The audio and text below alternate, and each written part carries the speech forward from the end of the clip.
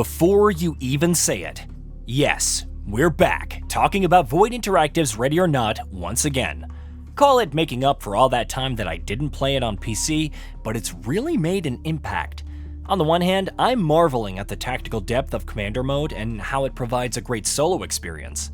On the other hand, I've discussed at length how much fun co-op can be, oscillating between hilarity and sheer tension. But such is my obsession with the game that something else, let's say, dawned upon me, rather than really striking like a bolt of realization, like a lingering dread that finally hit the emotional surface. Ready or Not is a terrifying experience. Get back! Drop the weapon and drop it now! Show me a bed! Freeze! Suspect down!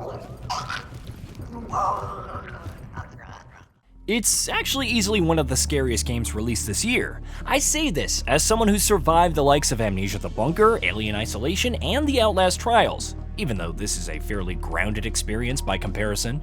There's no nigh invulnerable monster pursuing you, constantly keeping you on your toes ahead of the inevitable final battle. Jump scares are somewhat present, but they're not the source of the terror. There's no supernatural element, no zombies, no otherworldly fog that wants me to repent for my sins. I swear, this time for sure I'll finish my Steam backlog. Even if there were monsters, it's not something that my heavily armed squad and I can't deal with. And yet, every time I venture forth on a mission, which is familiar and yet still eerily fresh, it's a terrifying ordeal.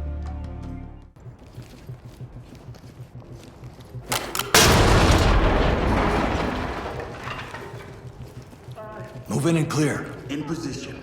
Moving in! Empty over here. No contacts. Maybe it's because the overarching thread is grounded in reality, ever-pervading, like a heavy atmosphere that you can't shake. Ready or Not's horror isn't simply in survival, but in powerlessness. Again, not something you'd think when looking at Deep Platoon, but still inherently valid as you delve deeper into the experience. It all really starts with the subject matter.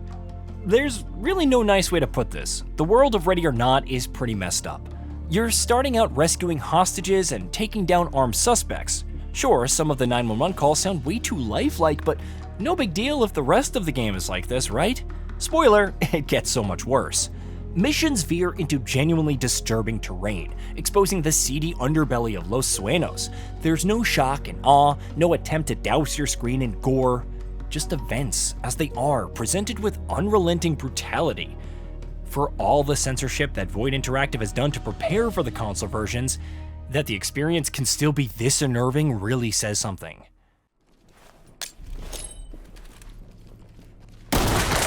Reaching! Keep an eye out. I've had someone slip by me before. Checking the closet.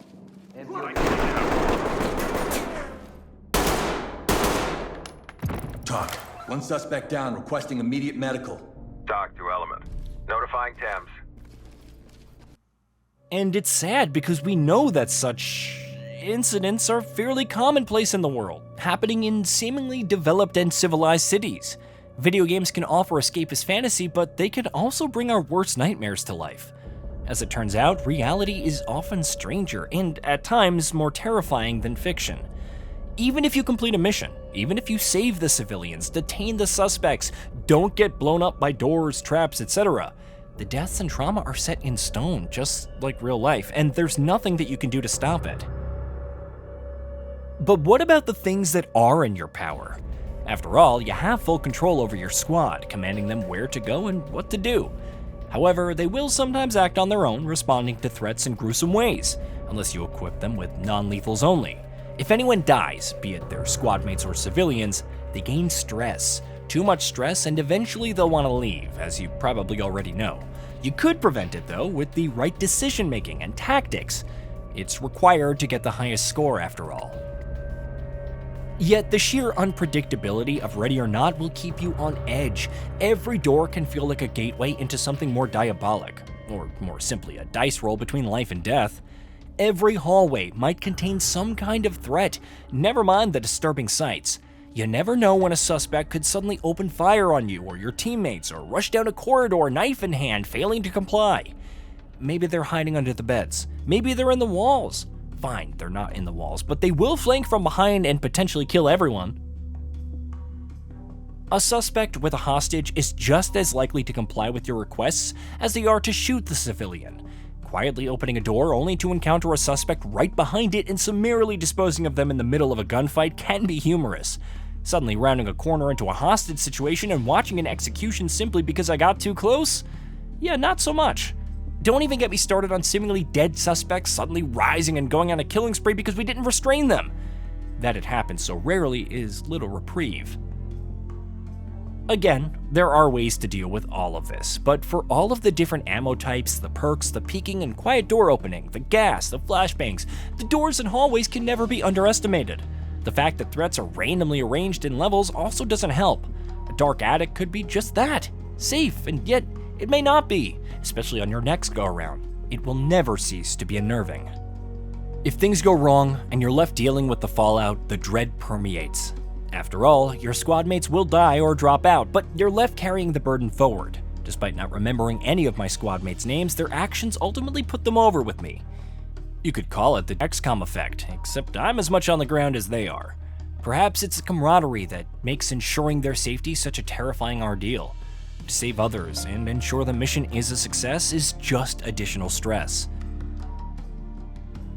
Of course, the obvious question would be, why play when it's so stressful, scary, and downright depressing? Because as I've noted several times before, there are very few games like it. You could find brutally realistic military shooters, but nothing quite like this, where prioritizing civilian safety is often more important than ensuring your squad mate's survival, at least in terms of the final mission score. The gameplay itself is enjoyable, as are the visuals and attention to detail. However, like any good horror game, it really does boil down to that feeling of powerlessness and trying to overcome it, which, conveniently enough, ties into Ready or Not's sense of mastery. You can't change the events that have already happened, the crimes committed, and the terrible trauma, but you can try to save any survivors, and as the game often says, bring order to the chaos. When Judge finally reaches that point, be it in an Iron Man run or through clearing the hardest difficulty without anyone dying, maybe all the sacrifices will have been worth it.